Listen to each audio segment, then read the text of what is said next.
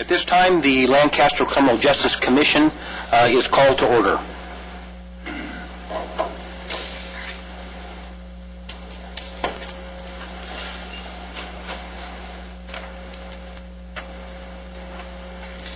I do not believe we have any public speakers from the floor. Are we going to do a roll call? Okay. Commissioner Vieira? Present. Johnson? Present. Greer? Present. Brown? Vice Chairman Christ? Present. Chairman Augusta? Present. Thank you. At this time, I'd like to call upon Captain Anderson from Lancaster Sheriff's Department to provide a briefing.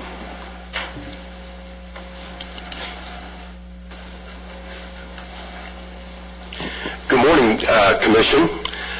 This morning at about 4:30, we briefed and went through with an operation where we obtained federal indictments and also state warrants for members of one of our most notorious gangs out here in the Antelope Valley area, a gang called Lonkus 13.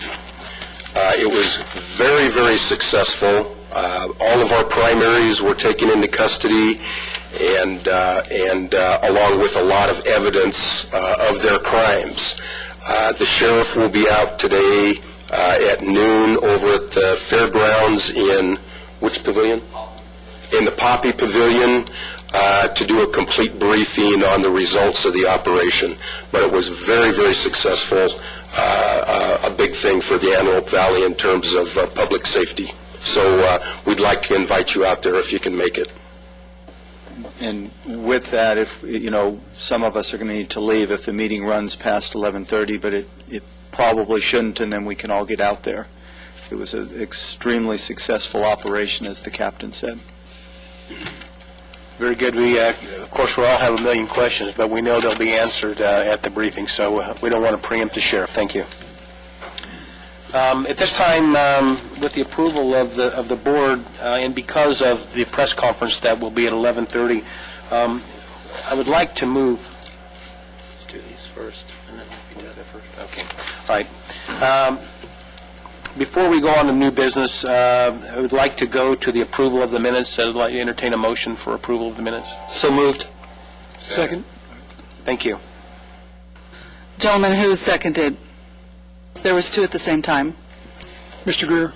Thank you. Mr. Greer. At this time, I'd like to move to the new business items because of the press conference that'll be at 11:30. And so at this time, I would like to move to new business with the consent of the commission members. I would like to move to new business item number 1, and this is a briefing from the Los Angeles County Probation Department, and with us today is Janice Jones.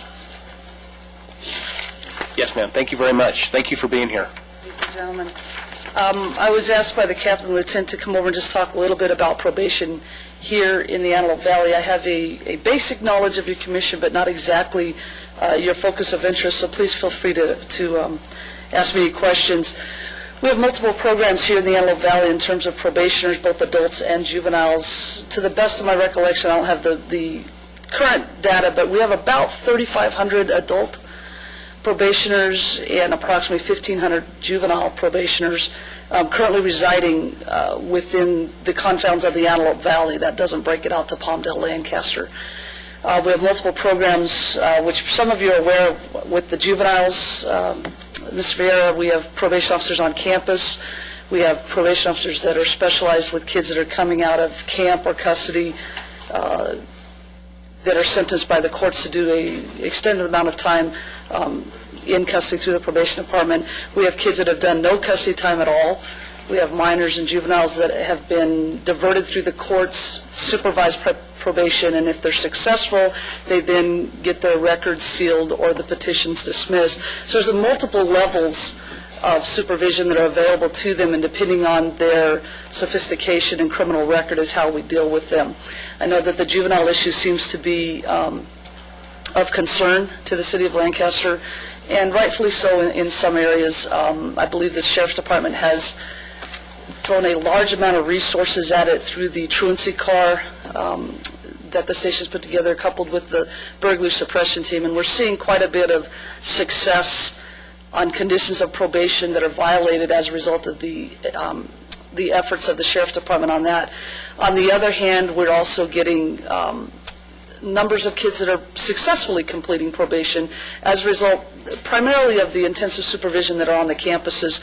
Most of the high schools, with the exception, I believe, Eastside, Quartz Hill, and Knight, do not have specified probation officers, but the other high schools, as well as the continuation schools and opportunity schools, as well as a couple of middle schools, do have those. In terms of the adult level, we again have a varying level of supervision based on the sophistication and criminal record of the defendants, and that can go from, once or twice a week to see your PO to once or twice a year if it's a minor offense with no priors. And again, if they violate during that time, obviously the level of supervision is stepped up at that time.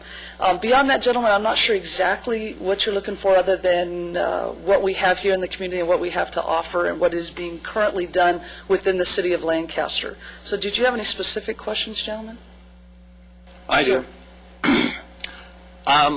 What's your policy for releasing the juveniles back into the system so fast? Back into the system or back into the community? Back into the community. It depends upon the level of the crime, the current crime that they've committed. When you're saying releasing them, they've been arrested, they've booked, and now where's the decision to either detain them or release them? It's my understanding that the juveniles, let's say they go in for burglary, they're detained, they're sent to you, they're back out on the street before the sheriffs have the report written. There are some anecdotal comments regarding that. Some of it's true, some of it's not. And again, it depends upon the situation. What part's true? I beg your pardon? What part is true? There are times that it is true. There are times that it is not true. And it depends upon their history. If it's his first arrest, likely he is going to be released if the parents are willing and able to take him back into their custody. If it's a misdemeanor and the parents are not willing or able, we'll detain them. The vast majority of the time, the effort is made to put the minor back into the home of his parent if it's not a public safety issue. There are override conditions where if there's a weapons used, if the victim is in continued danger, the decision is made off the bat to go ahead and detain those. Generally speaking, they can be taken into juvenile hall, and several decisions are made, again, based on the prior record, based on the present offense, based on their level of supervision if they're already on probation, and then based on whether or not the parents want them back into the home. They can be detained pending arraignment, which means they have to see a judge. At that time, the judge makes the decision. We're either going to OR him, detain him for 2 weeks till he comes back, and we'll make a decision on this case. He could be placed on electronic monitoring. So it's a situational answer to that question. Are there times that they're released and you would rather they not be? Yes. Other times, for me also, of course, I live here too. But again, the factors that are taken into account are all of the historical issues that I've discussed with you. Could you just take us through, some of us aren't really totally familiar with how a juvenile is processed. We have an understanding of how an adult is processed from the time that an arrest is made at a scene, but we don't have that same understanding, or at least I don't have a complete understanding of how a juvenile, from the time that they're detained at the scene and arrested, what happens then? Sure. Again, the primary responsibility initially lies with the arresting deputy. The deputy has the opportunity and the decision to either cite him back in. Juveniles don't have a right to bail, so he can be released on a felony in the field, cited out, and sent home to mom and dad. Well, let's focus on those instances where a juvenile is actually arrested. Sure. Those are actual arrests. And taken to a facility. Okay.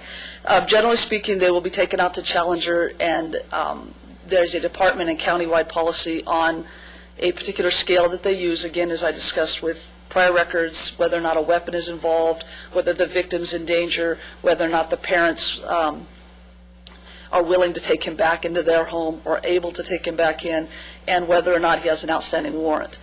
Those factors are taken into consideration.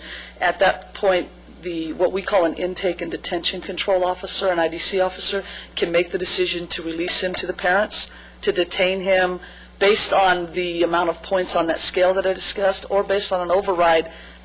You know what, mom doesn't want him, the victim called, whatever those factors may be. They can also release him on community detention, electronic monitoring, pending arraignment in 72 hours. So the deputy brings the juvenile to Challenger, and let's say hypothetically the juvenile was arrested for burglarizing a house, and let's assume that it is 2 o'clock in the morning. So the deputy takes the juvenile to Challenger. Is that correct? Yes, sir. And at that point, is the juvenile suspect interviewed by or evaluated by somebody from the probation department at that time? At 2 o'clock in the morning, no, sir. Everybody's detained at 2 in the morning. At 6 o'clock in the morning, when a detention officer comes on, an intake detention control, he then interviews him, calls the parents, reads the report, may speak to the detective that's been assigned to that, may not, depending on how quickly that report's been written, and then he'll make that decision at that time. But 2 o'clock in the morning, there's concern as to what he's doing out of the house without his parents' permission. At what time would they be taken there? Up until what time would a detention officer actually talk to the suspect? I believe it's 6 a.m. to 10 p.m., sir. I believe Till they 10 have an p.m. overlap of 2 8-hour shifts. Okay.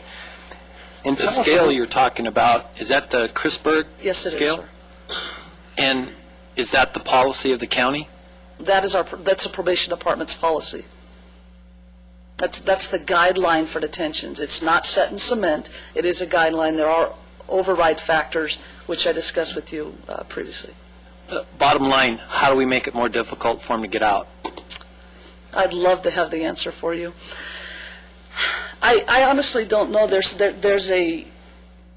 It's a fine line. You're talking children in their homes, and you're talking convicted, sustained petition felons.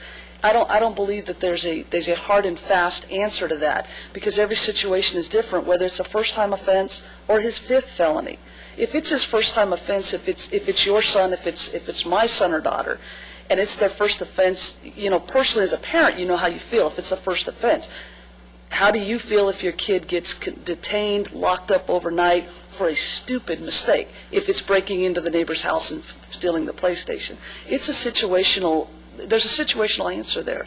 I believe that each of those situations is unique to the individual, whether it's the first offense or the 5th offense. The 5th offense, there's not a whole lot of leeway. But on that first felony offense, there could be and should be a lot of leeway, depending on the sophistication and the prior record of that minor, or lack of prior record. Can you just tell us a little bit about the scale? What is that scale? It's kind of ambiguous to me what that really is. Sir, it's a point system. The last time I saw it was several years ago, and I know it's been revised, but I can tell you the basics of it. There's the the present offense, the seriousness of the present offense, whether or not there's a weapon used, whether there were threats involved, whether the weapon was recovered, prior sustained petitions or convictions in the adult language in the last 12 months, whether or not the minor is currently on any type of probation, whether it's formal, informal, court-ordered, etc., whether the parents are willing to take the minor back into the home, and whether the previous sustained petitions involve felonies and what we would call 707Bs, or serious egregious felonies, or what the penal code would call. So at the extremes, if it was a juvenile that had been arrested for perhaps a misdemeanor, and none of these factors were present, there's a possibility they would be released to their parents. There's a likelihood they would be released to their parents. And at the other extreme, if all of these were present, they wouldn't be released to their parents. Correct. But what happens to them if they're not released to their parents? The case gets sent over to the Detective Bureau. They have 48 hours to file a case with the district attorney. If the case is not strong enough to be filed with the district attorney, the minor's released. If more investigation time is needed and it's not strong enough at the time, the minor's released. If it is strong enough and the district attorney files that case, depending on whether it's before or afternoon and on the particular day, within 48 or 72 hours, court hours, the minor is before the judge for arraignment. At that point, the the minor is given counsel. His parents are generally present if they're concerned about the welfare of their child. The court has a decision and an obligation to either detain him, depending on the seriousness. And again, they also look at prior records, what is he here for, what other chances has he had in the past, or whether it's a first offense, they could choose to straight out release him on his own recognizance, OR him or her. They could detain him. If they detain him, he's back in 2 weeks in the court process of a pre-plea. Okay, this is what happened, here's the circumstances, what are we going to do with this case? But at that point, it's in the hands of the court, correct? Correct. They could also put him on electronic monitoring. So how many, you have 1,500 that are in currently a caseload of 1,500 approximately in the system. Can you tell us on the average how many juvenile arrests occur per month in Lancaster? I can't, but that's probably something the Sheriff's Department can answer more accurately, although we do get a copy of the gate log, the daily arrests. I would say we run anywhere between 2 and 7 or 8 a day between Lancaster and Palmdale stations, and those run from infractions to being in the park after dark, drinking in the park, to attempted murder. It runs the gamut, so there's a large span there of what those arrests are for. And can you tell us what percentage of those arrested would end up in that last scenario where they are detained until they are arraigned before the court? I can't, based on infractions to serious felonies. Okay. I believe, because I have a relationship with the IDC officer at Challenger, that he goes above and beyond and bends over backwards for the safety of this community because he lives here and he understands that end of it. That hasn't always been the case, as you guys are aware, and the press has hit us up with. Also, there was a perception that we were releasing kids without warrant. I believe that's not the case at this point. I believe that they are getting detained more and more for the safety of the community, and that's one of the overriding factors. And if the probation officer, the intake person, can articulate that, they are detained, and then the judge makes that decision. And When you say they articulate that, are you saying the Sheriff's Department, if they tell you that they want this juvenile detained, you will detain them?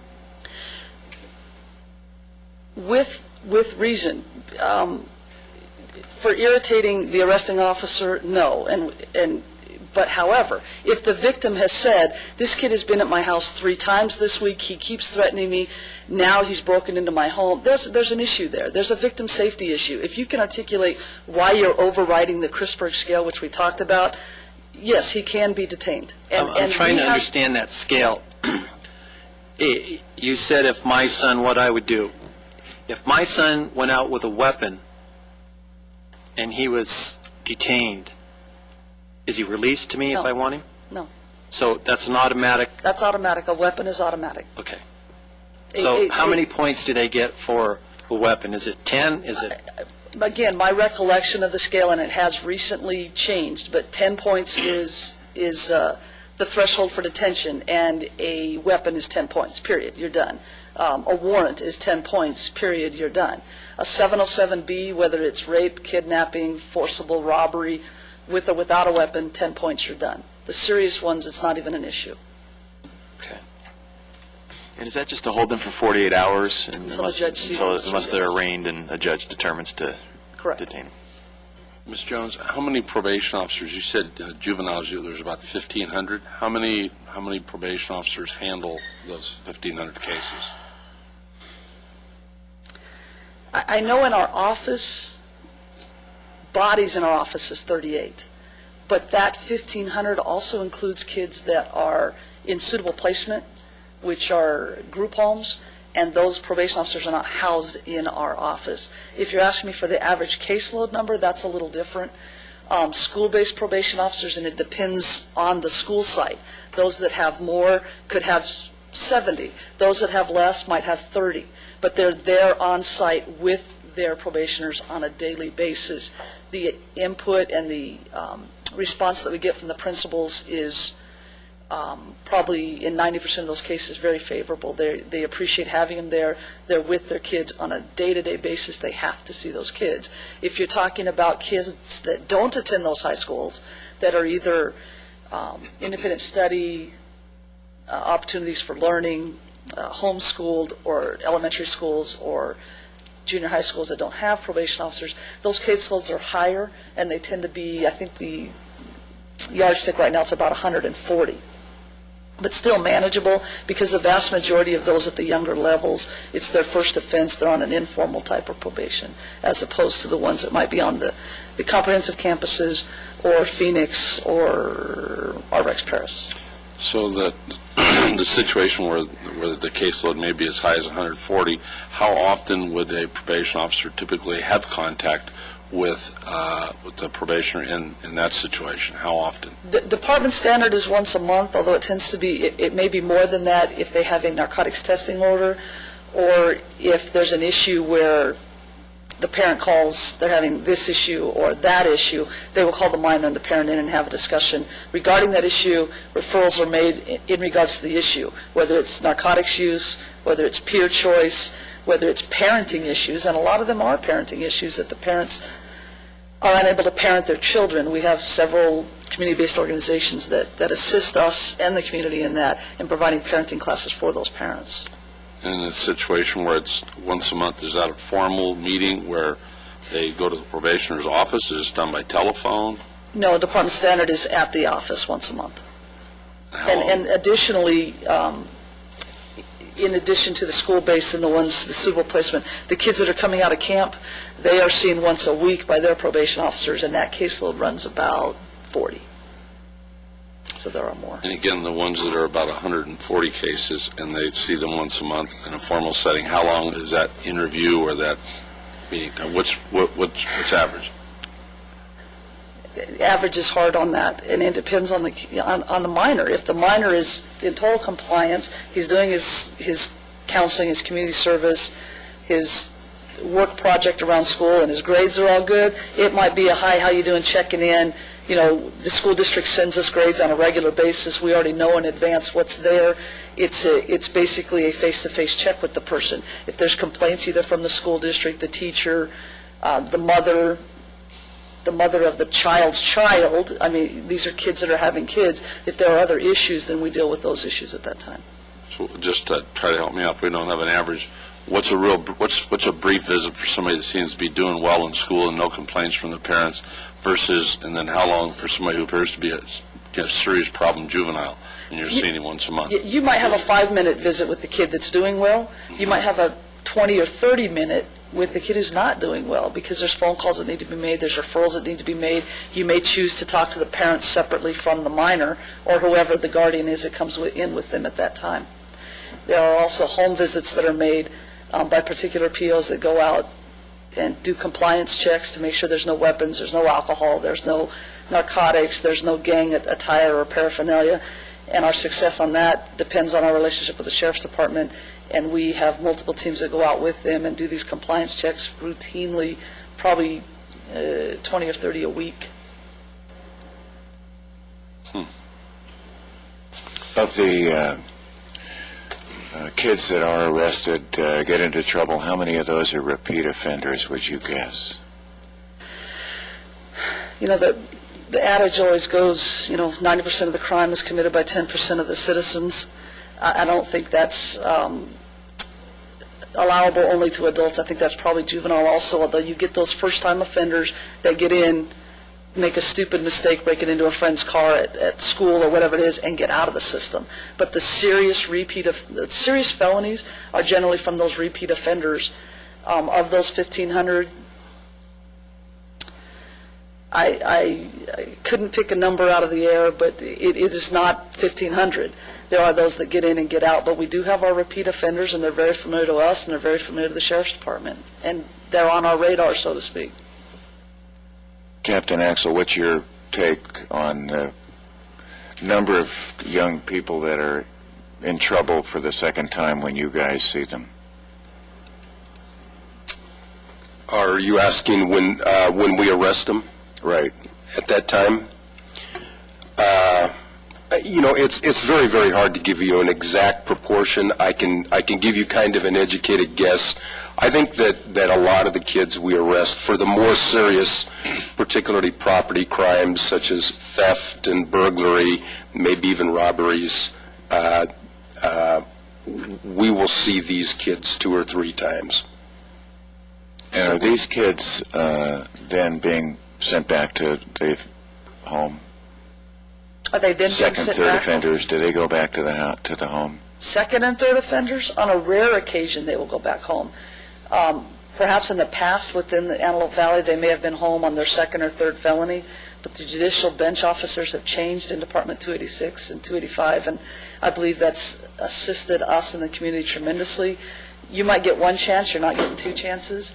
They're going to go to camp. They can go to camp again and again, whether it's 3 months, 6 months, 9 months, or a year, but they're not going back home on their second felonies, except in very rare occasions, and those might be mental health issues or regional center issues that are not best suited for a camp environment. They may not go back home, they may not go to camp, they may go to a suitable placement where they're either in a lockdown or non-lockdown situation where they're held accountable for their actions. They're taught boundaries and they're taught how to ostensibly behave in the community. Will they come back again? Perhaps.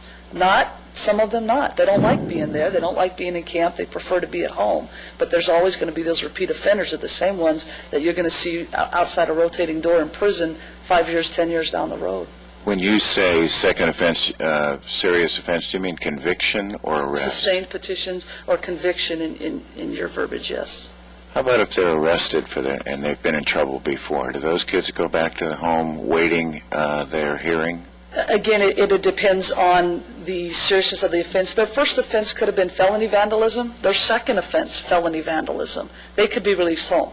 If there's a direct victim in terms of damage to a victim, whether it's an assault, a robbery, those types of things, they're likely not going to go home. But those property-related crimes on a second offense felony, they could seriously go home. I get the feeling that part of what you hear, not only here but elsewhere, is a sense that our justice system is failing us, that we have people, we put bars on our windows at our houses and we lock our cars and lock our houses, that there are whole parts of communities that are simply you can't go into at certain times of the day or night because it's too dangerous. And that when you talk to law enforcement, the story you always hear is that if you want to know who's going to be in trouble as an adult, just look to see who was in trouble as kids, and that whatever we're doing with these kids isn't changing that pathway. And that that I think there's probably a lot of frustration, I'm sure, on your part and certainly on the community's part about why that happens.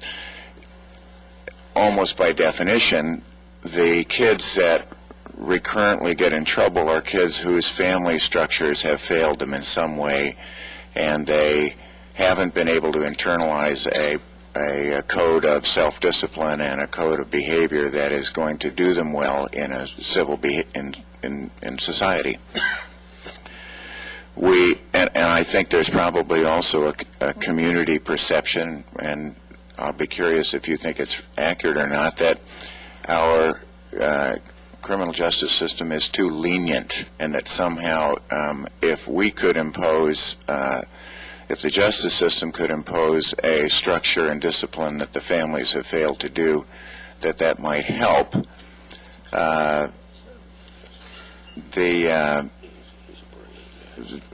I don't know if there's any evidence that whether if you take a kid after his second offense and put him in a year of boot camp level discipline and work, that they have a better outcome than kids that are basically babysat for a year in some sort of holding process and then re-released. Any thoughts on any of this? Mr. Brown, are you asking me as a probation officer or as a citizen in this community? Both. Yeah, and that's tough. I mean, you're going to get a different answer from me. What was that? My experience in the city runs the gamut, whether it was being assigned to a unit at the Sheriff's Department, and thankfully with Lieutenant Doughton several years ago with the GVS grant, and going into these homes as a citizen going into those homes, it's ugly beyond belief. As a probation officer going into those homes, it's standard. We see it every single time we open the door. You can count that when you open the door, you can count on which kid is going to mouth off to whom and say what. And I think historically, the justice system, the juvenile justice system, has done nothing but lock them up, let them back out, they commit another crime, lock them up, and we're spinning our wheels, as you well know. And with our budget the way it is, it's not going to be possible forever without, laboring our kids until the time they're 80 years old and paying for this. It's not working. I think there is a large push within the United States, and particularly in our department, with evidence-based practices and moving towards what works. We're finding what works is addressing the issues that we have not addressed, and I've been in the department 20 years, that we haven't addressed in 20 years. We are now starting to address those issues. To avoid the revolving door that you speak of. Those issues being parenting issues. Talk to the parents, what works for them in parenting their child. When I first came in the department 20 years ago, I can recall probation officers telling parents, you haven't parented this kid for 15 years and you want me to now start parenting your child? It's not going to work. The kid already knows there's no boundaries and he's gone beyond it. We are now at the point where we're trying to teach these parents at a younger age, when their kids are, to parent their children. Set those boundaries, let them know what's acceptable to them. Additionally, we're addressing the issues that we have not addressed perhaps strong enough in the past with school issues. This is how you get where you want to be. Just don't bring me your report card and show me you have a fewer amount of absences or you're only flunking one class. The standard has been set higher for them, and anecdotally, in my experience with the cases that I supervise, the POs that I supervise, I'm seeing that it's working. We're getting more and more kids that are successful. But again, those are those first-time or second-time misdemeanor offenses. They're not coming back in our system. We're addressing their peers. The parents are, do you know who your kids' friends are? How do they dress? What do they bring into your home? So I think along those lines, we're addressing not just the minor and the crime, but the lifestyle that he lives and what's going on around him. And, I'm hopeful that will help in the future. Those are some of the issues that we are addressing, and I think it works. On a simpler level, I certainly hear from law enforcement that they feel frustrated that they spend their time and effort arresting and investigating and capturing people that have young people that have committed crimes, only to have them on the street before they can finish their paperwork. I understand that. I've heard that for years too, and I understand it, and I hear what you're saying. When we have 20 beds, and just 20, I don't know, 200, 2,000, we have 20 beds, we have 40 kids that are in jail tonight. Which 20 get those beds? The Christberg scale, the scale that we speak of, we are looking at public safety first. Do we want the kid back out so the deputy has to look at him and arrest him the next day? No, obviously we don't want that. Is there room to house every single kid? No, there's not. Is there reason to house every single one of them? No, there's not reason to house every single one of them. The process has to start somewhere, and that starts with you're going through the criminal process, you see a judge, the decision is made on where you stand in that process, whether you're given formal, informal probation, custody time, electronic monitoring, intensive supervision by the probation department, what it is. The process has to start somewhere. Is it perfect? No. Is it working? I think in most cases it works. But I do understand your frustration. I experience the frustration at the same time, sir. Janice, you'd mentioned that some of the successes that you have seen are within working with the parents, and I know that within the schools there are programs that we provide for students, whether they be on probation or not on probation, whether it be counseling or substance abuse and so on.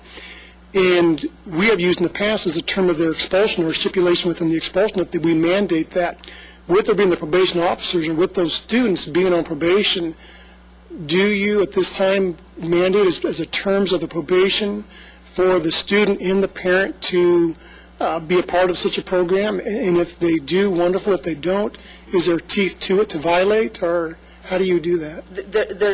There are teeth to it, and there's two scenarios that you entertain there. One is which the kids, when they are placed on probation, the minors are given specific conditions of probation.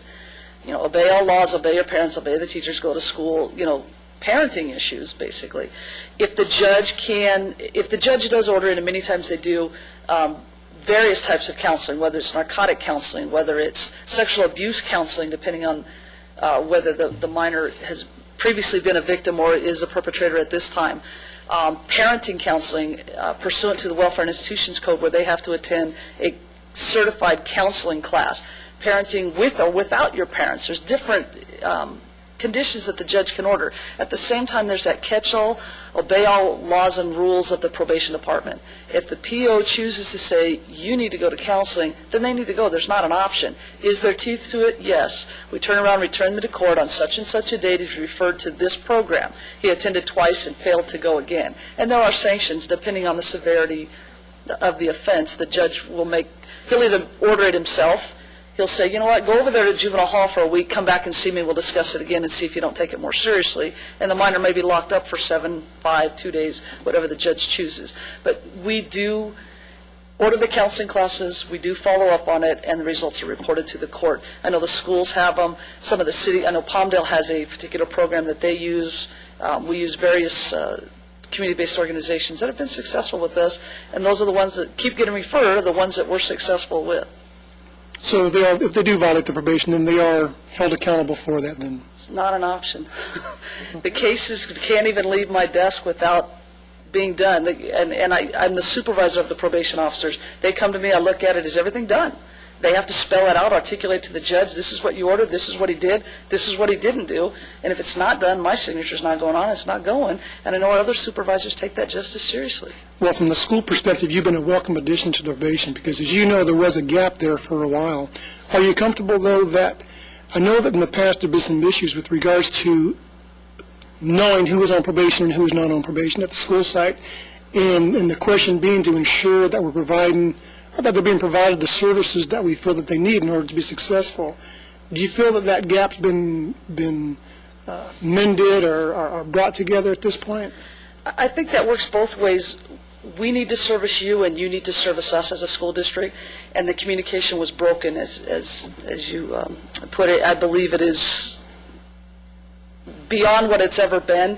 I think your administrators are aware of who's on their campus that's on probation. They're entitled by law to know. The courts are mandated to notify the school district. There's been some gaps in that have occurred in the past that I believe we've more than filled, probably more than we should have, to make sure that 17 people get an email instead of one. And I think that's a good thing for you. At the same time, if there are issues that the judge brings to my attention, hey, this kid has this violent offense, whether it's a sexual offense, which is my primary concern with the school district. I want the school district to know. I pick up the phone, as you're well aware, and your student services are aware almost immediately what they have on their campuses or what should not be on their campuses by your own policy. I don't believe the system is broken at all between your department and mine. I think the communication is about 85 emails a day. And monitoring for attendance purposes, discipline, grades, and so on. I know that in the past that's been something closely reviewed by the probation officers as well. Is that continuing? That is continuing. Having our probation officers on the campus and your ability to give them access to SASE or your attendance and discipline and grade system helps not only us but helps your clerks, as opposed to getting 15 phone calls from 15 different probation officers and your attendance clerk has to fax it to 15 different locations. We now have a probation officer there that's able to run it, brings it back to the office, gives it to them. You're kind of out of the loop in terms of the workload, but you're in the loop in providing that information to us and to the courts, and that is our only issue is the places where there is not a PO, and your district office has been beyond belief accommodating to us, getting it back within 30 or 40 minutes to us, which is helpful to us. When those students, one more came to mind. You know, we have a juvenile court here with the judge here in town, and as those students and kids on probation go forward, are they being, tough question, are they being dealt with in a manner that is holding them truly accountable for the actions, or? The answer to your question is yes, and I'm trying to think how to adequately say, yes, they are. I believe that might not have been the situation in the past. Anecdotally, we have probation officers that are in lockup at court. On any given day in the past, they may have had 2 or 3 people in a holding cell. I now have transportation and probation officers calling saying, we have 43 kids back here today. The judge doesn't play. That's a good thing. We get the backup from the bench that may not have been there in the past on a consistent basis, and I believe it is consistent at this time. And I believe the probation officers not only appreciate it, they're now a little bit afraid of it, because if we're not holding them accountable, the judge wants to know. So that relationship, and it's been about a year, and it's taken about a year to get there, but we understand that he doesn't play, and he's appreciative when, in return, we're holding them accountable, and we don't play. So and most importantly, the young individuals on probation understand that the judge doesn't play as well. Yeah, he's not well liked around Christmas time, let's just say. They do not like Judge Estes, and that's okay. Thank you. Anybody have any further questions? I have one more, and before I do that, I would like to recognize Mayor Paris, who has joined us. Welcome. Thank you, sir, for being here. Just one last question. It's been reported to the Commission that gangs frequently utilize juveniles to do some of their work because they understand that the rules and the sentencing obligations for juveniles are somewhat less than they are for adults. And my question is, are you finding that or are you screening these detainees that come in for affiliations with gangs? Screening the detainees, no. Screening the cases, yes. My history with the station is gangs, as the sheriffs are aware. And so I have a real passion for that. Do we want to let them back on the street? No. Am I willing to work with the first and second and even third-time misdemeanor offenses? Yes. Do I believe those gang members are going to commit another crime? Likely, yes. And in doing that, I don't want them at Vaughn's with me at 10 o'clock at night. And I do understand that, gentlemen. I understand where you're coming from in that. And if it takes me going to the court and saying, Your Honor, this is the big picture of what's going on, or going to a district attorney, that's what we do. We've had the ability, again, in recent changes in the bench officers and in training some newer probation officers that come up, they are understanding the big picture. They're not just a probation officer, and I've made it very clear to them, there is no, you just write the report and send it. If you feel passionately about a case, get yourself in court. They now have a first name and a speed dial basis with the filing attorney, the filing district attorney, and the district attorneys in general. They walk into court, the judge recognizes who they are and listens to those that feel passionately about their community, and I think that's been a tremendous asset to us.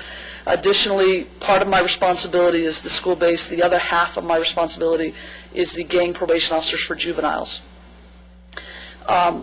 We have a team of very passionate gentlemen that supervise the juvenile gang members in the city of Lancaster. With the support of the Sheriff's Department and in conjunction with them, we're all over them all the time. They either make it or they don't.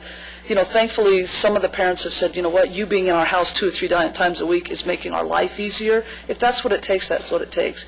If you want to hide the gun in your backyard, we're going to take the gun and we're going to take your child. There's no gray area.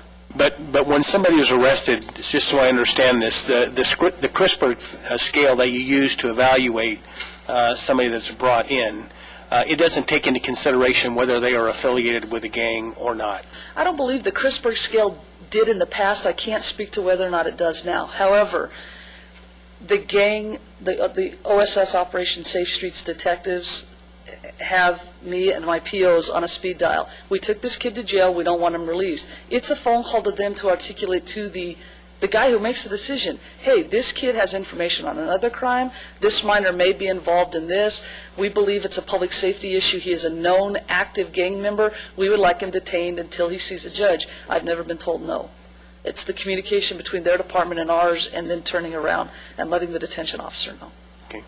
Thank you very much. Sorry. Oh, you ahead. I just wanted to ask, first of all, thank you for your service to our community. Thank you. I know you're working hard, I can tell. I wanted to ask you if there's something that stands in the way of having a probation officer on each of the public comprehensive high schools, because I noticed that not all of them are covered, and it sounds like just 2 of them in Lancaster are covered that way, and it sounds like there's some success in having a probation officer on those campuses. 3 are not covered. They are all covered with the exception of Knight, Eastside, and Quartz Hill.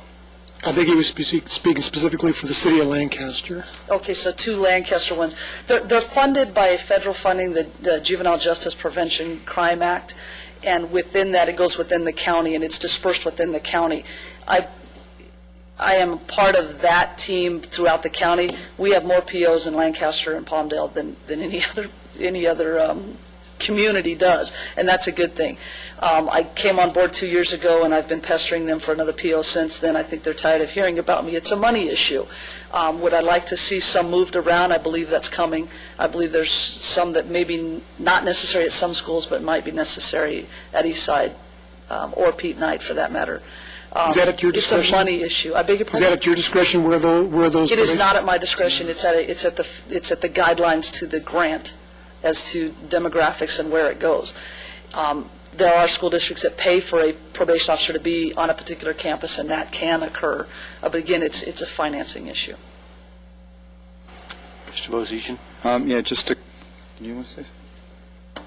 Just a couple comments, and I know the mayor wants to make some comments afterwards. Janice has been wonderful to this community, and there's a level at which Janice has to represent her organization. But the fact of and she does a wonderful job, but the fact of the matter is that, and the Sheriff's Department can tell you, a significant portion of our crime is driven by juveniles, in particular larcenies, burglaries, grand theft. We just found out the other day, I think in 23 grand theft auto cases, we recovered all 23 vehicles, the sheriffs did. Significant portion juveniles joyriding. And one of the problems with the system and the Crispberg scale, my understanding of it is that it doesn't take into account prior offenses. So you have a kid who could do a burglary and then do another burglary, and it's worth 5 points, and if you don't meet 10 points, you don't get in. And the frustration is despite whatever the system says, we're still arresting the same kids, sometimes the same night, certainly the same week. And in my humble opinion, the problem is we're treating this all as kids. There is a level at which some of these are criminals that need to be dealt with. And we talk about repercussions or parenting. Part of parenting is repercussions. And just from my observation, there doesn't seem to be repercussions for the repeat offenders. They understand the system well enough to know at what level they can perform and still not have repercussions. So it's not all on Janice. It's on the county policy, the Crispberg scale. It's also on state law, which treats all juveniles as kids, and some of them are not kids. They're more classified as criminals. So there's a level of frustration. I don't have an answer for you, but I know that there has to be, at least at state law, some level at which repeat offenders are treated harsher than just kids who made a mistake, because I think we all agree someone who made a stupid mistake needs to be helped. Someone who keeps making a mistake over and over again needs to be punished for it. Another question I would have in a lot of those comments would be, you'd mentioned earlier on the fact that a number of your probationers, if you will, are from group homes, such forth. Do you have any idea the numbers, the percentage of those that come from out of the area that are assigned up here? It's a transient population. They may be assigned at a group home in Lancaster for a week and have issues with somebody in that group home where our department will move them somewhere else if they're, if there's engaging in violent behavior with somebody else there for the safety of the rest of them. It's a very transient population, so I don't have any idea how many at any given time we have. One of the issues that Mark brought up were the repercussions, and I know an idea that's been bantied around on the first-time offenders. And again, it would be nice to get the first-time offenders out of the system and never come back.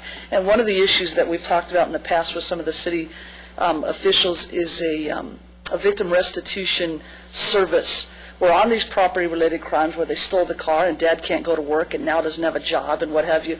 I know most of you have probably been a victim at some time.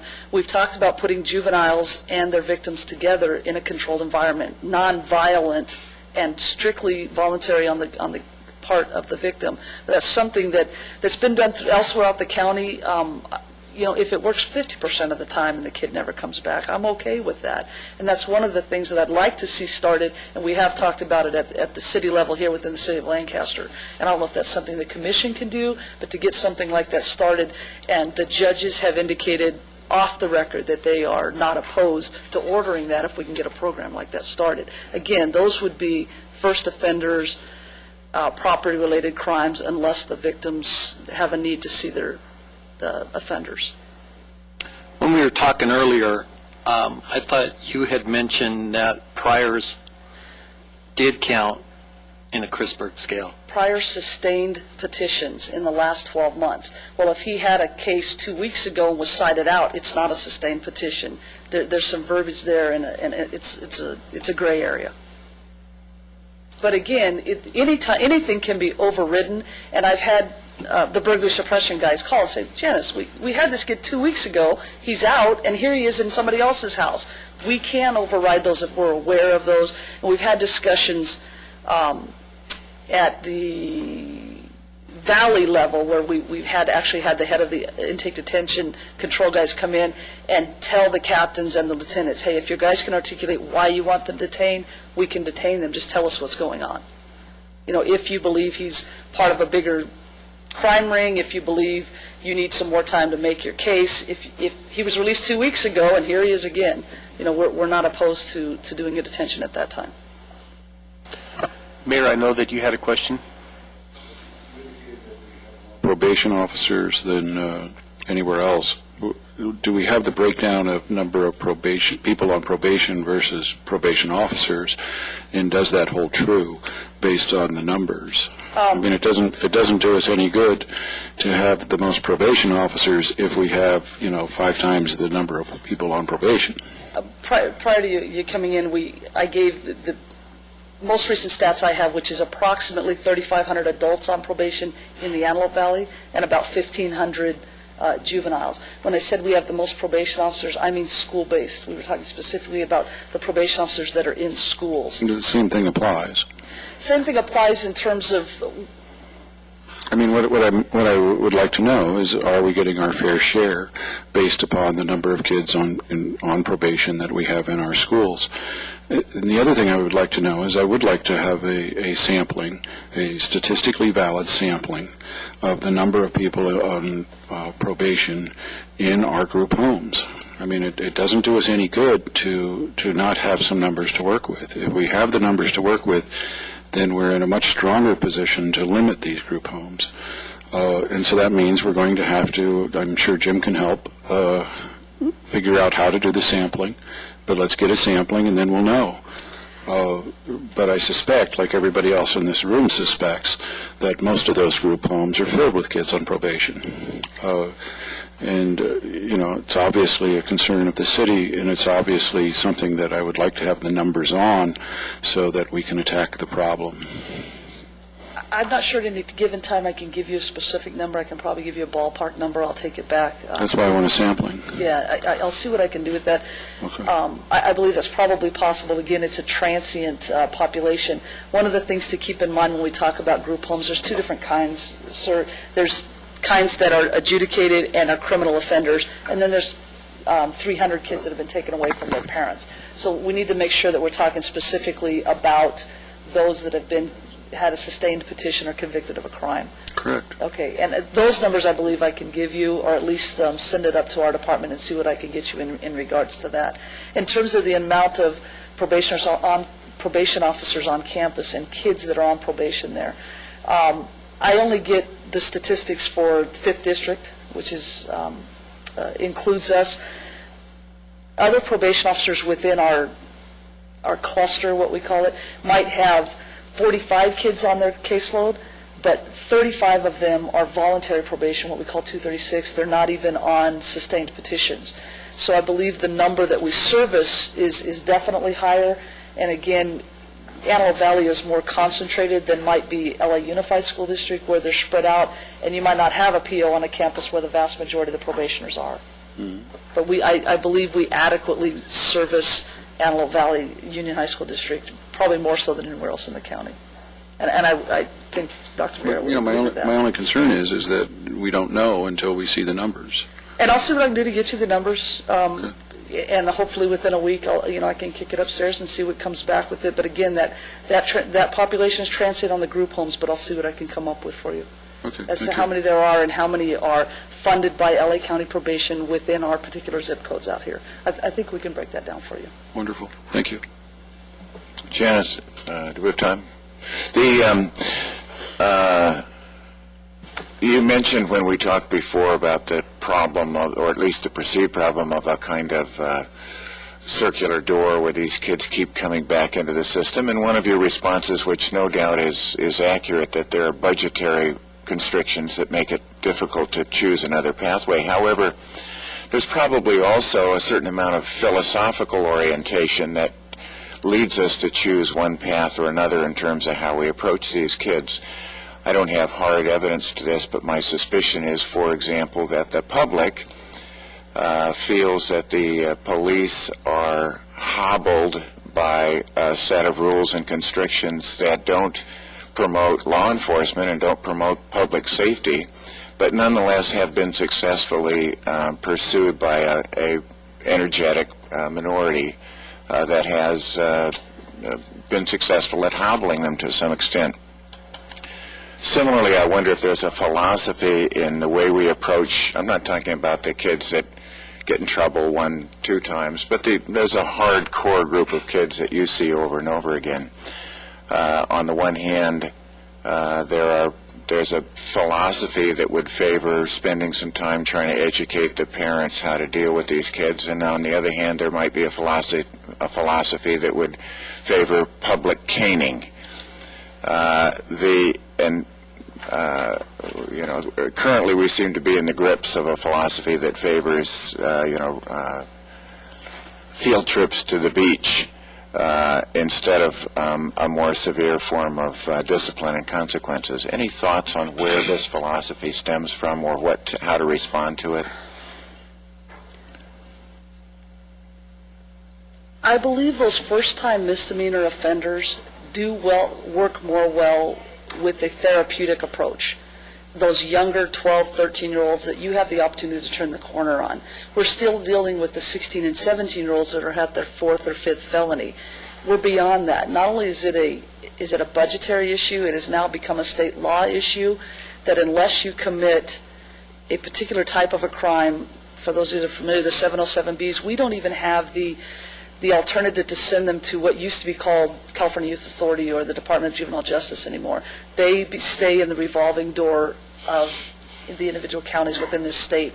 That was changed last year. That has hobbled us somewhat in dealing with them. However, again, I believe that our department has taken a different approach to where our resources go, where our money goes, where our concentration goes, where we are sending the most probation officers, and that is those that are at risk of offending over and over again and trying to get them out of that. The 40-year-old repeat offender, he's there.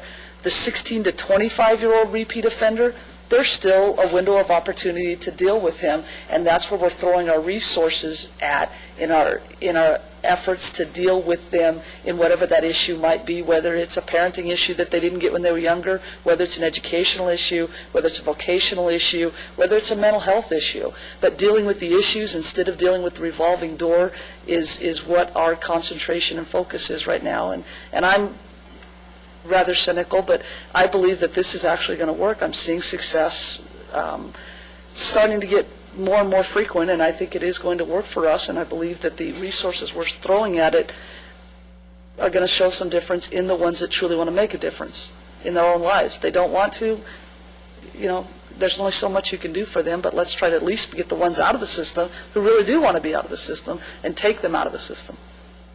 Is there a way for us to have a more balanced approach with the therapeutic, with the consequences included? Because I just know when I was a kid, what usually changed my behavior was, my dad giving me consequences. And it sounds like what you had said earlier, that a lot of the parenting problems is that the parents haven't set boundaries for these kids. And I'm all in favor of young people, taking the therapeutic approach and trying to sort of rehabilitate them and point them in a different direction genuinely. But I'm wondering, is there a way for us, even outside of the state law issues, for us to work with the city of Lancaster to establish some kind of, even if it's restitution, if it's going and sort of, having that as a consequence to give their time and some energy and effort for what they've done. I looked at your bio before I came in, and you're a master's college graduate, as am I. So Well, that's why I like you so much. That must be... I think our thinking on it might be a little bit different. We're not only dealing with kids who are 15 years old, and now the parents are saying, you can't do that. When the kid looks at them and said, you've been letting me do that since I was 3. What do you mean I can't do that now? And now those 15-year-olds are having kids, and they're taking their little cholo, toddlers in their white pressed T-shirts to Walmart. It again is a parenting issue. Can we deal with it? We probably can. You have kids having kids. That is it's something I've brought up to the school district before. We truly need parenting classes for kids. These 16, 17-year-olds that have kids, and how do they break the cycle of where they were so that toddler isn't in Captain Anderson's jail in 10 years, because that's where he's headed. That's one of the issues that we need to address. I do believe that it starts in the home. Whether and that's a philosophical on my part, but I would think that most of you are parents, and you see that too. It's just not going to happen with your kid because you don't allow it to happen. I don't think anybody's going to disagree with you that parenting is critical in all of this and that there's a lack of effective parenting. My issue, though, is if we're saying we're going to try to step in and be those parents, if you will, then I think it has to have, sort of a well-rounded approach. In correcting bad behavior, I think it does take encouragement. It takes pointing in a different direction, but I also think it takes consequences. It does take consequences, and again, we've been fortunate to have a change in bench officers where that consequence is there. And it's not necessarily a hammer. Okay, you're going away for a year and you're spending a year in camp. Right. It might be that 1 week that one of the tools that I've encouraged my probation officers to use is it's Christmas break, it's Thanksgiving break, it's Easter break. Do you really want to take them out of school for 2 months in the middle of the semester and then we have to deal with the school district issue? Or do you lock them up during that spring break time where here's a little wake-up call for you? And there are consequences to that. And I think it's probably not a popular thing to say, but I think it also gives the parents a chance to regroup and breathe. Yeah. You have that in your home. So do you feel like, because earlier what I was hearing you say, do you feel like within our system there is adequate consequences, even for the 13, 14, 15-year-old offenders, that maybe it is their first time and we're trying to keep them from repeating? Do you feel like that there are, sufficient or adequate, or does the punishment fit the crime kind of a thing? Do you think that's sufficient with the current system? I believe in the last year it's changed in the right direction. I think that comes with the support of the judicial system. I believe that comes with the support also of the Sheriff's Department in holding those kids accountable by allowing us to go back out with their help and say, hey, you're not allowed to have this gang attire. You're not allowed to have alcohol in your room. I don't know why your parents think it's okay, but little violations like that add up, and we take it right back to the court, and the court is holding them accountable for that. I believe it's changed recently. Thank you. Will it stay that way? I'm hopeful. But again, Janice, as we mentioned before, there are those avenues, there are those options of those courses being offered at this time through the cities or through the school district. But I think it can be considered as a mandate for a student, for a kid on probation, or for the parents to attend these types of classes.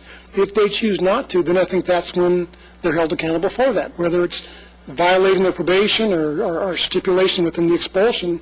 That's when I think that next step is. I don't think that we have anything in the stipulation for expulsion for parenting classes. That has to come from the school district. However, if the court orders a minor and his parent to attend 10 parenting classes pursuant to, Welfare and Institutions Code 727, I think it is, and the parent doesn't do it, but the kid is getting straight A's, the kid has done his community service, and he's paid his restitution. There's those issues also, and that happens more frequently than perhaps you'd like to think. Do you say punish the kid because the parent didn't do it, because the kid wasn't able to complete his conditions? You can't do that. No, I agree, but my observations have been that usually there's a correlation between the parents and the kids. Yes, there is. Yeah. But there are those that break free of that cycle, few and far between. I'd like to see it a little bit more often. Sure. But I hear what you're saying, sir. Janice, thank you so much for coming here today. You've done a wonderful job of educating this commission, and we know you have a very busy schedule. Thank you very much. Thank you, gentlemen. Thank you. Yes, sir. I think what Ms. Jones just said is critical in regards to those parenting classes and interrupting that cycle, and we don't do enough on that. You know, Carol and I 15, 20 years ago took a parenting class, and as a result, you know, my kids are in college. But I don't have any doubt, had we not taken that class, it would have been a different result. Now, fortunately, we were able to do it through the churches, but I'm wondering why it's not a mandatory course, at least in the continuation schools, because, I mean, we have an isolated population that we know is at risk. Just a suggestion, but if we really want to correct this cycle, that would be the one thing we know would be beneficial. And, you know, anything we can do to assist you in that, I can't think of a more important thing that we should be looking at least in regards to intervention. Well, the one way the city is assisting and can continue to assist is by offering some of the courses that you do through the parenting through the city as well. We do fund that through the district, and we do mandate that some of our students and parents do attend that, but it's not a course that is accessible to all. And when you think about it, why isn't it mandatory for everybody? I mean, of all the things we teach kids, perhaps being a parent ought to be one of them. Yeah. You know, the simplest answer is because of all the other requirements that are required. But.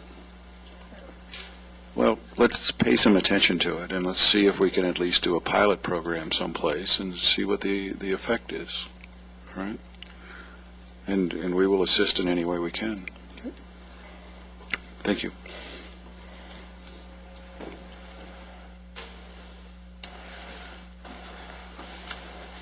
Are we, we're ready to move on to new business item number 2. Is that what you're about to do, sir?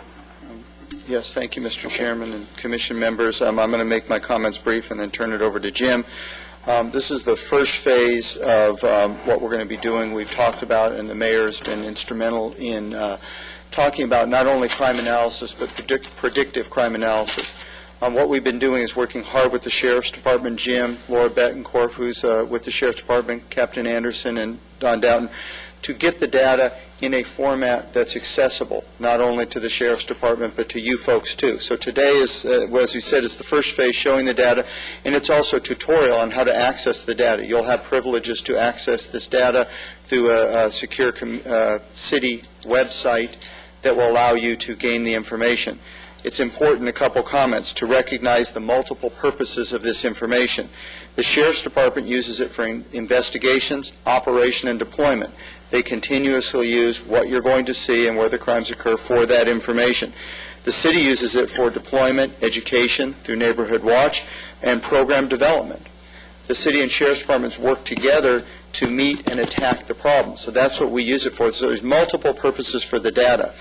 The temptation everyone has, and the temptation you as a Criminal Justice Commission is going to have, is to say, I see it, this is the operation we ought to do to solve the problem. Okay? We need more of this, we need to put someone over here, we need to do that. That's a mistake. And the reason it's a mistake, I can go into it, but the reason's quite simple. I would submit to you that the Sheriff's Department, the operation deployment wing, is doing their job. Okay? They can identify most of the folks committing these crimes. They are arresting more than any other station. Our crime rate is dropping. So we have an element of the system that is working. The Sheriff's Department's not perfect, and Axel will tell you, they go through all the time and change what they do based on the information. We've just had a long discussion about juvenile, and I think that's a big problem. Won't go into that. But also our high concentration of parolees, probationaires. We have a lot of group homes. We have more than our share of Section 8. We have a lack of services in the community. Those are some of the things that we need to address. They're harder to address than just looking and saying, that's where the problem is, let's put more resources right on that problem. But that's where we need you, and that's where you can provide the juice. I'm going to give you a simple example. Residential burglaries over the last couple of weeks, you'll see, have been on the rise. And the simple solution would to say, let's redeploy forces to get this. That's the wrong answer. And the right reason is that the Sheriff's Department and the city have analyzed the problem. The problem is, in this particular case, example, is vacant homes, vacant properties. Okay? The Sheriff's Department is going to pay more attention to how they categorize these crimes. Based on the information, Lancaster Station is going to be responsible for changing the way that the entire Sheriff's Department categorizes crime. We're going to add a new stat code for vacant houses. What the city's going to do is we're going to put out news through our Neighborhood Watch, through press releases, through media briefings and such, information for neighborhoods to watch vacant houses more. But there's things that you as a commission can help the community stand up and do. For example, Mr. Greer, the real estate agency, we need the real estate community to step up and help identify these vacant homes. Because there's things we can do. If we have it and we know what's happening, we can partner with the real estate community and have volunteers on patrol go through these areas where we're getting hit. And we can have the realtors pay attention to the homes they have. We may be able to require as a city ordinance, if we think it works, temporary audible alarms. A simple alarm might scare people away. So that's an example. You know, these are some of the things we're pursuing right now. In fact, everything I just said we're pursuing. But that's an example of looking deeper than just a map or numbers and seeing what the cause of the problem is. The Sheriff's Department can tell you and help you with the cause, as can the city. So that's a long way of saying it's not as simple as it first appears. And this is the first phase of what we're doing. So with that, I'm going to turn it over to Jim, who will give you a tutorial. In the interest of the time, he's not going to get through it all. We will individually work with each one of you when you come into City Hall to access the system as well. Are you gentlemen able to hear me? Okay. It's on. But what I need to do is I need to be able to turn around and see this, so I'm going to actually turn my back on you in a couple of seconds. Just a couple of pieces of background information about the CompStat process. It was developed by Chief Bratton when he was the Commissioner of New York City. He's brought it to L.A. He's had amazing success with it down there. And so the CompStat process is what we're dealing with right now. In referring back to the notebook that I gave you in your first meeting, there is a specific article in there on CompStat, and there's a lot more information on it on the web if you're interested in that. A couple of things. It operates on basically a couple of real simple principles, putting cops on the dots being crimes, and what gets measured gets done. One of the things that we've done, as I turn my back on you and face screens here, one of the things that we've done is we've created a website, or within our internal website, we've created a area for the commission that you can come to, and if you come into City Hall and you want to go to this, you already have access to it. I'll be happy to work with each one of you individually to be able to access it.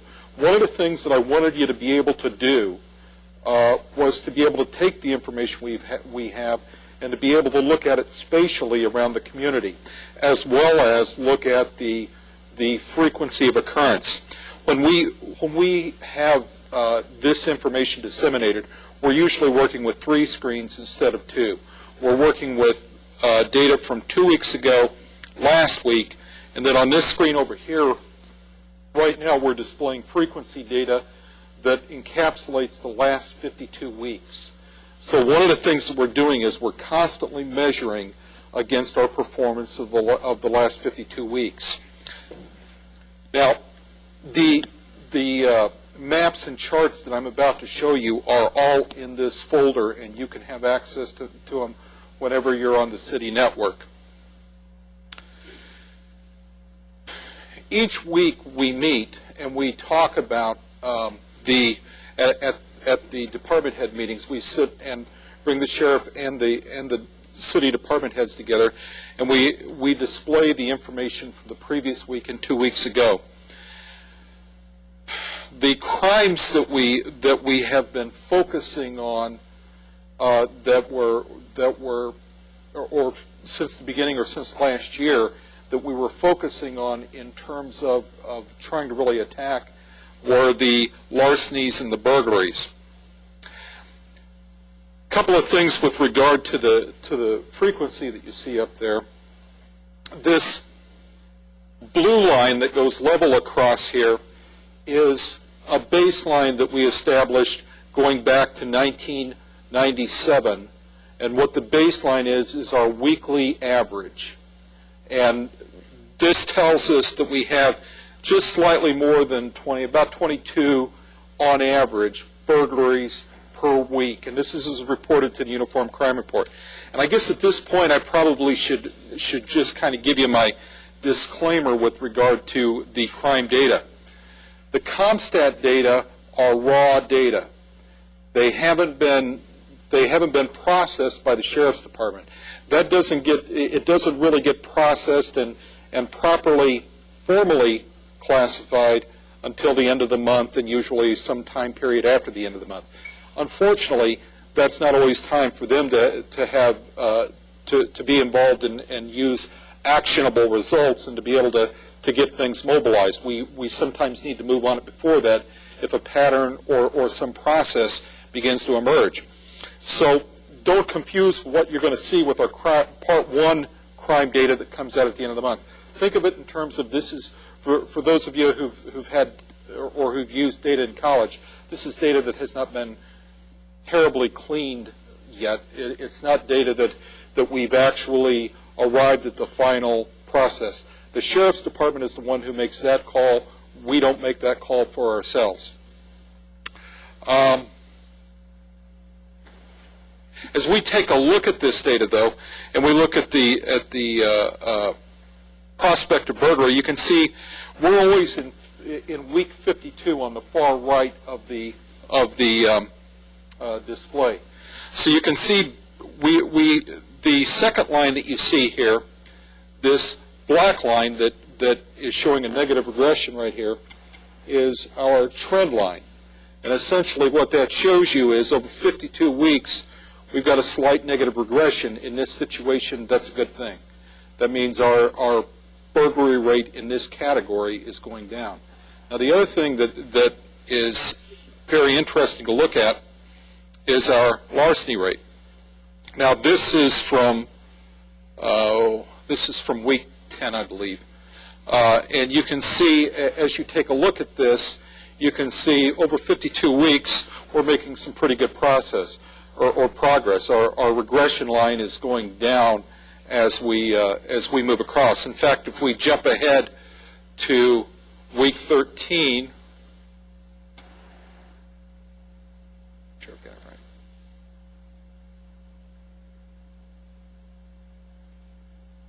We can see the fluctuation in burglary, and we can also see the fluctuation in larceny. This would suggest to us that we're having some positive results with programs or teams like the burglary suppression team. They're making inroads not only in burglary, but they're also making inroads in our larceny category as well. Now, these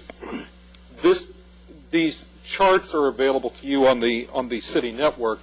In addition to that, we also have map information .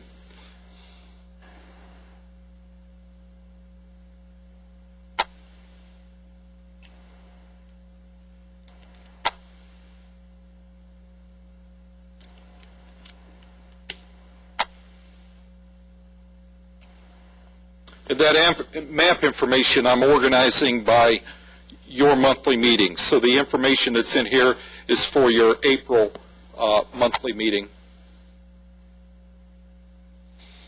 Then it has the individual week number from the beginning of the year.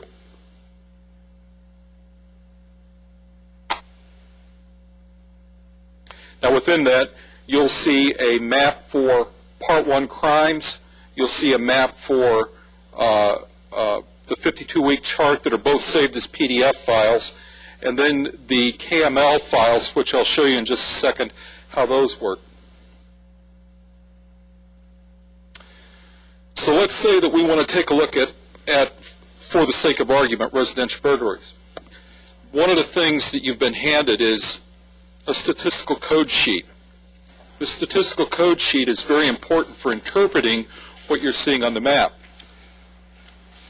And generally, the statistical code sheet is broken down by the Part 1 crimes of homicide, rape, robbery, aggravated assault, burglary, larceny, vehicle theft, and arson. But let's say that we wanted to look at burglary, and let's say that we wanted to put it in perspective of residential burglaries and we wanted to look at it in relationship to our schools. So with that,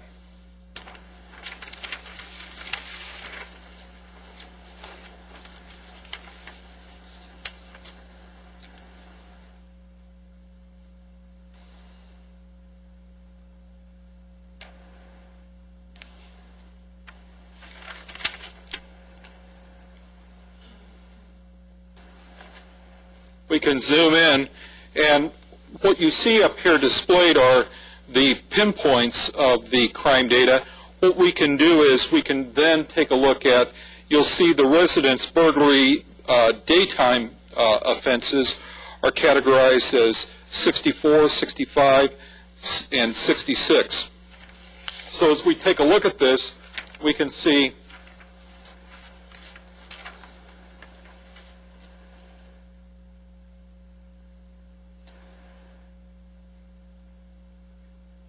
residence burglaries that are in proximity to the schools. That tells us that, and as this number declines, that tells us that some of the work that the burglary suppression team and the truancy deputies are doing is actually showing some benefit to us. If we wanted to look at other burglaries,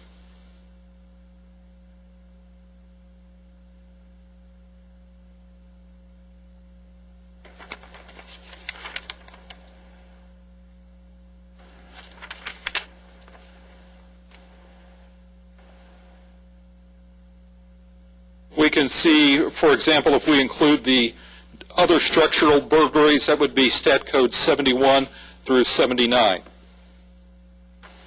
Now we can see that they form an interesting little trail right down through this part of town. Now, interestingly enough, as we took a look at the larcenies during this period, we began to see some interesting patterns along Avenue 10, or 10th Street West, rather, and we concluded that at the time that it was happening, the schools were on spring break, and all of a sudden we see this elevation. What we're able to do is we can begin to explain relationships in the crime, and that tells us, for example, next year, or the next time that similar circumstances occur, that we need to take some preventive action before that particular activity or time or event takes place. So that gets into some of the crux of the predictive analysis. And we can do the same thing with any of the other Part 1 crimes. We've got rape and robbery, aggravated assault, domestic violence for each week. But what's interesting and what's nice about this is we can also look at it layered. For example, we've got, let's turn off, since one of our areas of interest have been residential burglaries, let's turn off the other burglaries for a minute. And let's look at another week while keeping week 10 on there.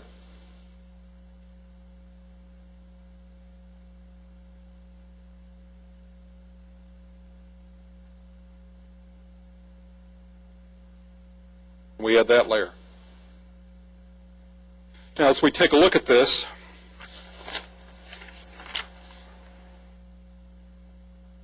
we can see there are some areas that are having burglaries emerge that are new. But if you look over to the lower right-hand corner, there were burglaries in that area of town or that neighborhood last week, and then we go to the next week, and you can see other burglaries beginning to emerge. Well, that begins, as we take a look at that, that may be the beginning of some type of pattern that we would want to get in front of, and we want to do that before the end of the month statistics come out, because we don't, if we wait that long, this trend or pattern may actually be over with, and we won't have the folks in custody to be able to show for it.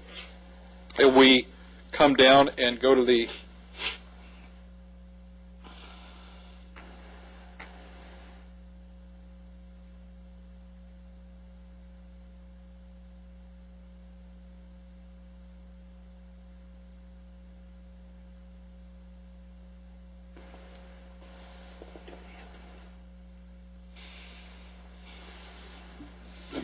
Jim, if I can ask you a question, from the time that the crime occurs to when it's posted, what time span is that? What we're doing right now is we're doing every Monday morning when I come to work, I do a data dump on the previous week, and the previous week is from midnight Sunday through midnight Friday. The data is pretty good up to about Thursday or Friday, and then you have to get in and start looking at the individual reports down to the data. I process the data, I geocode it, I break it down by classification, I create the maps and the handouts for our meeting, and then we go from there and take that into the meeting, and then we talk about with the Sheriff's Department and with the department heads about what we're seeing, and then we start trying to bring the resources not only of the Sheriff's Department, but also of course, or the other city departments into the mix as well. Mr. Chairman, the captain has to go, and I just wanted him to have the opportunity to say a couple words, if that's okay, about this. That would be very appropriate. Sure. First of all, we're very, very supportive of this program. This is really, really good stuff, interesting stuff, and it gives us an opportunity to see what's going on in virtually real time, not quite real time, but real time, so that we can do what we need to do to move our resources around and do the best we can to address the problems. The one thing I wanted to say was that one of the reasons we brought Janice in was because we sort of see the commission as being part of the long-term solution. We're kind of we're looking at short-term solutions, moving, because crime moves around and different types of people commit, and we'll get one group, possibly juveniles, under control, and then another group comes in. So we move our resources around. We discuss burglaries, for instance, on virtually a daily basis, especially back in Detective Bureau. But our vision of what you can really help us with is tackle some of these problems with parole and probation and the courts and the problems that they really present in terms of public safety. With we're out there working very hard to get our job done, and it's very, very frustrating to see these kids and sometimes even adults back out on the streets so quickly. So what's your perspective then on what we heard this morning in terms of the youth and the probation department, and where do you think there needs to be changes? And I realize that changing a county department like the probation department is a real job. It's like any other county department, including the Sheriff's Department. We don't go through changes easily. But I can see that discussing with them, in particular this, what did they call it, the CRISPR measure. I really think they can do a better job. For instance, detaining only kids who use guns or are involved in violence really leaves a lot of very, very problematic kids back out on the street very, very quickly when it comes to Part 1 crimes, and when it comes to the quality of life in a community. So those are the types of things I think with the probation department that really need to be looked at as to whether or not that's what a community needs from their probation department. Is there a way, Mark, for us to follow up on that? Or should there be an additional meeting that would take place, or how would we do that? That's a difficult question. My initial response would be is that you have some connections in different areas that we don't. Meeting with the county supervisor, who's fully on board with this. Believe me, he's an advocate. But hearing from different elements of the community, the medical community, the real estate community, the impacts that it has, the education community on those elements of the community makes sense. Then getting the supervisor, and I can help you with it, getting the supervisor then to set up a meeting with the true policymakers at the county department to hear from constituents in different communities is a start. But it's simply engaging. There's no easy answer. This is the short term is difficult, but it's much harder than the long-term change. But that's where you start, is you each represent constituencies, and I'll be happy to facilitate and go to the meetings, but that's how it has to happen. And it's very hard. I think there is one place that can start within the school system. We do work with probation, we do have access to information, and we can monitor, garner where we currently are. We can do, if you will, some type of a status report as well. Do we have lists and names of students that are on probation? Are they upholding the terms of their probation? If they're not, are they being violated? Those types of things we can observe and take a look at as well. We as a community, we as a society don't do well in telling stories with numbers. We always do anecdotal because it's easier. And I think from the areas you represent, and the city as well too, we're trying to get better at, to tell a story that's with numbers and with statistics is a way to go, to show the impact this might have on the education system, the property values, medical, whatever. Any data we can have tells a more compelling story. And again, the mayor mentioned it earlier, but I think an area we can take a look at as well is what is the connection between the group homes, the foster homes within the Antelope Valley, and what percentage or what impact does that have not only in the community, within the schools as well?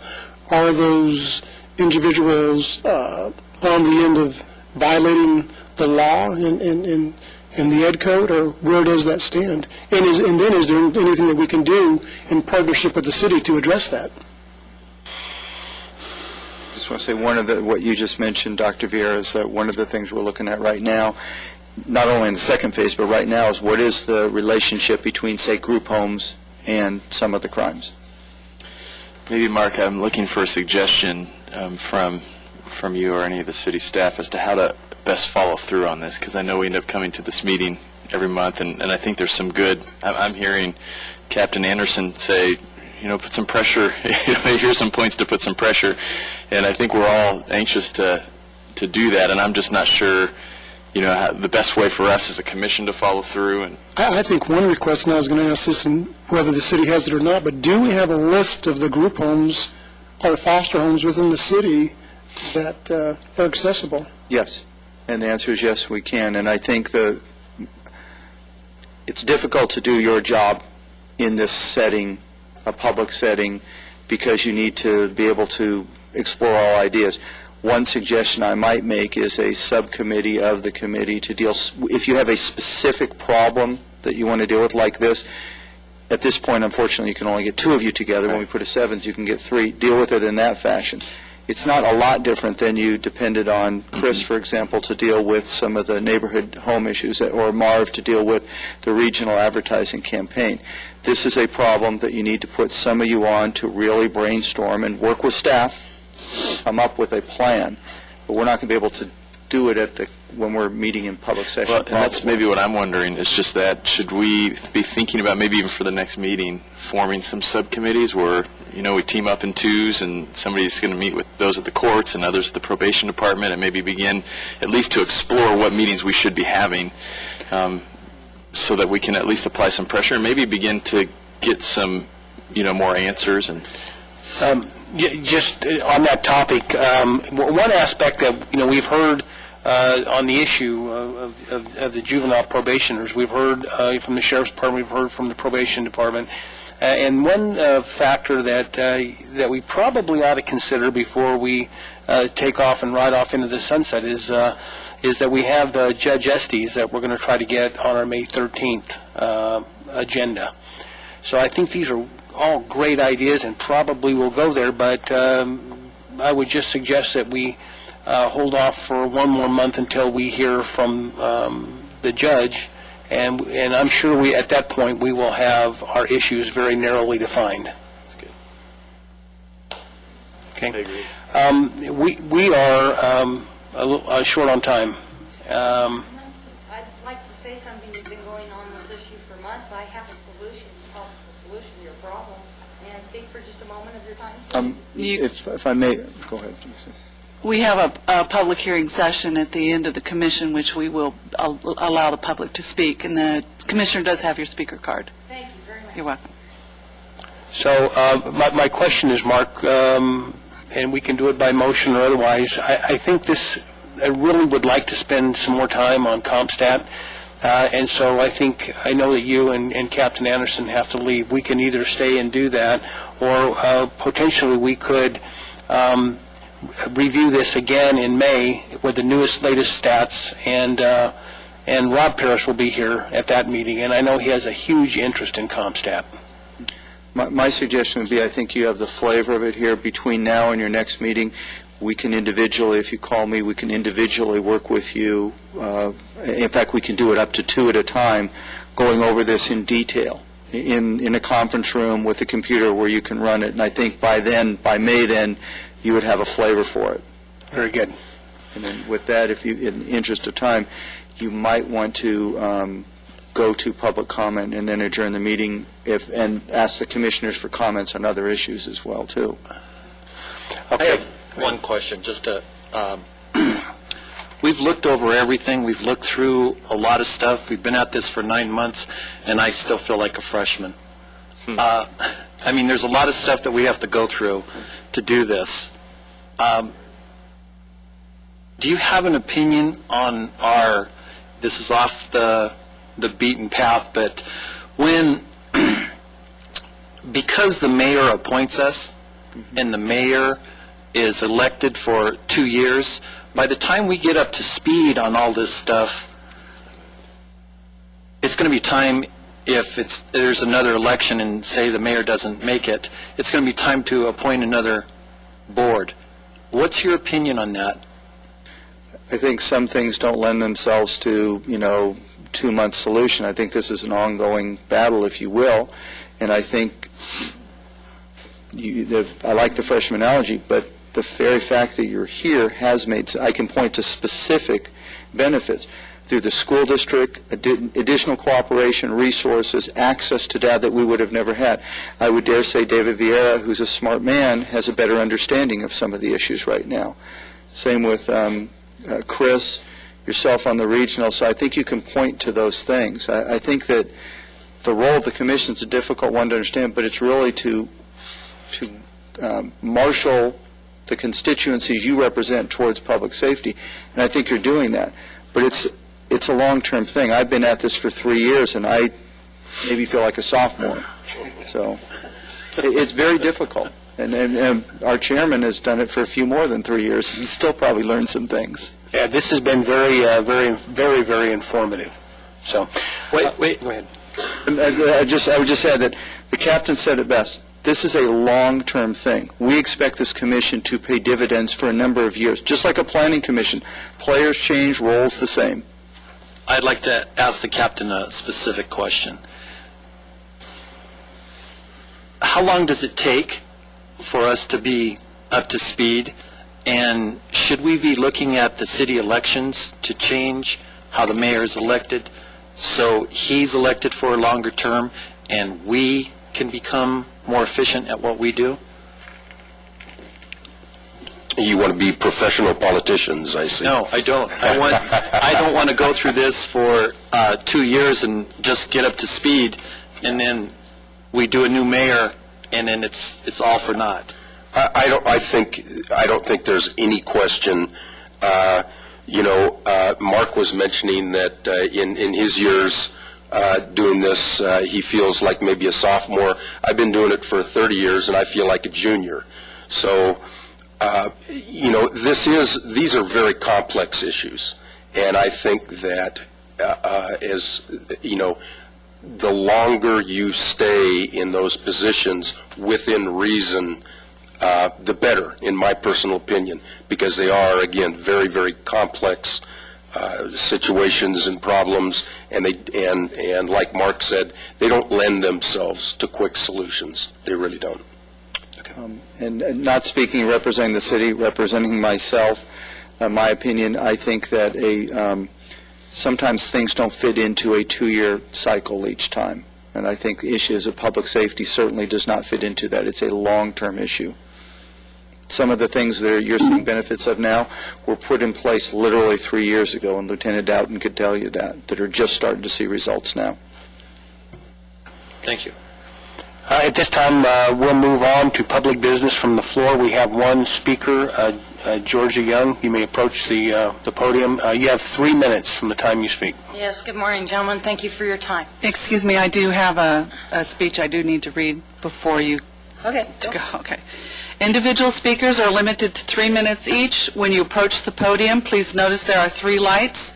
The green light comes on when you begin, the yellow light will come on when you have 30 seconds remaining, and the red light will come on when your 3 minutes are up. We ask that you be considerate of the allotted time to allow other speakers to have their 3 minutes as well. Following this procedure will allow for a smooth and timely process for the commission meeting, and we appreciate your cooperation. The state law prohibits the Criminal Justice Commission from taking action on items not on the agenda, and your matter will be referred to staff. As I said, good morning. You were stating problems with the foster system, and I'm studying civil rights, and I've studied child protective services for many years, and I can back up to what your problem is right now. The system bumps kids from foster home to foster home after they've become stabilized, uproots them, and then claims they're not adoptable because they have ADHD or they're mentally unadoptable, and then they get an extra grant after they're miraculously cured, okay? If you can put these kids in some kind of program, keep them busy, give them extra tutoring, for instance. We have uneducated parents raising uneducated children. As Paris was saying, we need to give our parents parenting classes. It ought to be mandatory. You have a baby, go to parenting class. You need it. Children don't come with manuals. I'm sorry. We're not all good at it, okay? Now, music kept me out of trouble, okay? I could have been out in trouble. Music, dance, mechanics, drama. We have things in this community we need. Wheelchair repair for disabled people. We need contractors to build things. We have our president doing all kinds of miraculous things. We need scientists. We need things that we cannot give our children. Give them some fun to do. If you don't give me anything to do, I'm going to tear up your facility, whatever. You lock me in a room, you don't keep my busy mind active, just give me a deck of cards, or I'll tear your facility apart. I'll find something to do. And that's just these kids' philosophy. Keep them busy. Give them something they enjoy. And as for probation and parole and what to do about it, okay, you're making the parents pay, but you've got it set up where you can't ever stop violating because you say, I'm not allowed to be around somebody on parole. Well, guess what? That's half my family. So I can't see Uncle Joe at Christmas, and I can't see Aunt Sue, and you've got it set up where you can't ever get out. It's impossible. You just keep re-violating, reinstating. Ask Estes when he gets here. I know the man. Mention my name, and he'll tell you all about me. Okay? So, as for what to do, give these kids some positive reinforcement. Open some centers, and it isn't just for your kids in your foster system. It's for your whole city. Open a center where anybody is free to come in and get the tutoring they need. Because I'm bad in math. How am I supposed to teach my son math if I don't know math? Okay, so I see the timer's going off, and I think you've heard what I have to say about your problem in the foster system. Stop bumping the kids around, stabilize them, get rid of that how many kids we got is how we get our grant, and start looking at the quality of the care instead of the quantity of the kids for the grant. Okay? And get rid of that extra grant for when they're declared unadoptable and then they're miraculously cured and adopted out.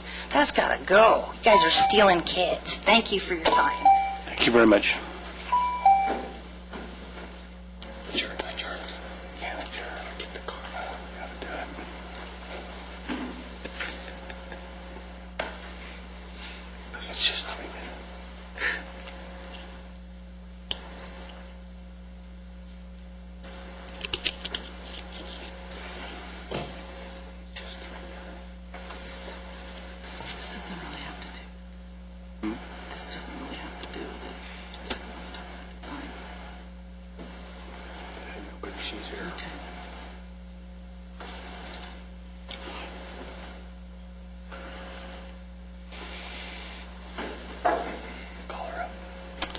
Our next speaker is Nicole, is that Parson?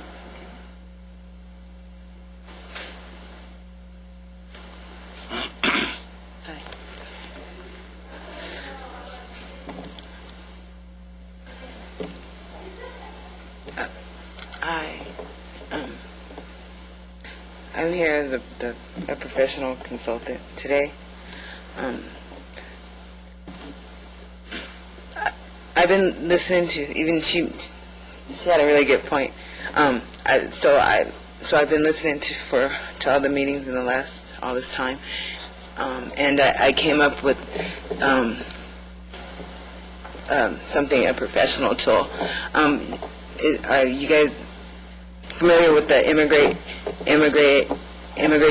collaborative effort, ICE, that Palmdale was the second city to sign that agreement? It has the collaborative effort for the employers, and different public and private entities.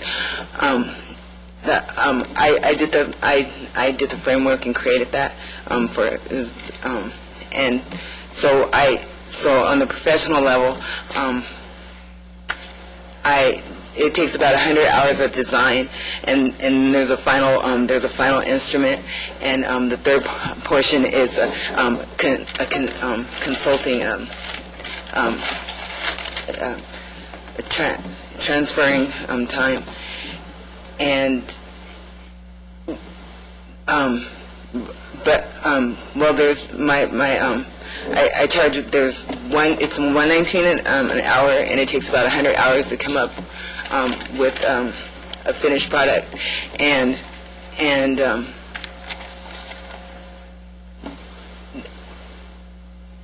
okay, so if I can do something like that, maybe but I need some type of contract. I don't have a VIN number for Lancaster. I'd be willing to get that, and what I got together so far and put together whatever you want. It's a program called Playing Hard, and it be for the kids, but Playing Hard is the name of it, and so I'd like to produce it if maybe that would be something the commission would consider. Thanks. Okay. Thank you very much. Thank you.